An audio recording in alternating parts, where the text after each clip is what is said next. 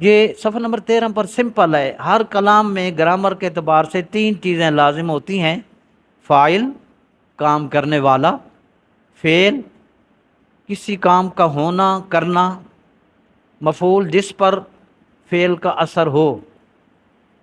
یہ تینوں کی ڈیفینیشن آ گئی. قرآن شریف میں ہم یہ تلاش کریں گے فعل کیا ہے، فاعل کہاں ہے، مفعول کہاں ہے. بس یہ جب نظر آ جائیں گے قرآن سمجھ آ جائے. فاعل ہوگا وہ فعل کرے گا تو اس کا اثر، مثلا میں بلیک بورڈ پر لکھتا ہوں تو میں فاعل ہوں گا، میرا یہ لکھنا فعل ہوگا، اور جس پر لکھ رہا ہوں وہ مفعول ہوگا. سمجھ آ گئی؟ کوئی مشکل تو نہیں. خالد نے کتاب پڑھی، اس میں خالد فاعل ہے، پڑھنا فعل ہے، کتاب مفعول ہے. پورے قرآن مجید کے الفاظ کے 3 گروپ ذہن میں بنا لیں. آپ ذہن بنائیں کہ پورے 30 سپاروں میں 3 groups. There are 3 groups of the words in قرآن کریم. بس آپ نے ان کو کلاسیفائی کرنا ہے. وہ 3 گروپ کون سے ہیں جی؟ اسم، فعل، حرف. ابھی آپ پوچھیں گے جی ہمیں پہچان کیسے ہوگی؟ یہ سوال ہم علامہ حافظ عبدالستار سعیدی صاحب ہمارے ساتھی کرتے تھے. وہ کہتے تھے یار اگر 10 بندے ان میں ایک پولیس والا کھڑا ہو تو کیا خیال ہے؟ تم پہچان نہیں لیتے یہ پولیس والا ہے؟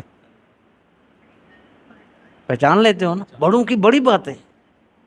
ہاں جی پہچان لیتے ہیں. کہنے ادا یونیفارم اس طرح دا ہوتا ہے، اس کی ٹوپی بتا رہی ہوتی ہے کہ یہ پولیس والا ہے. تو آپ کو ہم نشانیاں بتائیں گے، آپ پہچان لیں گے یہ اسم ہے، یہ فعل ہے، یہ حرف ہے. یہ آپ قرآن شریف کی آیت میں آپ کے سامنے لکھی ہوئی ہے. خلق اللہ السماوات والارض، اللہ تعالیٰ نے آسمانوں اور زمین کو پیدا فرمایا ہے. ٹھیک ہے جی. اب آپ دیکھ رہے ہیں اس میں پیدا کرنے والا کون ہے؟ تو اللہ تعالیٰ کیا ہو گیا؟ فاعل. پیدا کرنے والا، کام کرنے والا کیا ہوتا ہے؟ اس آیت میں وجہ یہ ہے کہ جب آپ یوں اس کو سمجھیں گے تو آپ ترجمہ خود کرنے لگ جاؤ.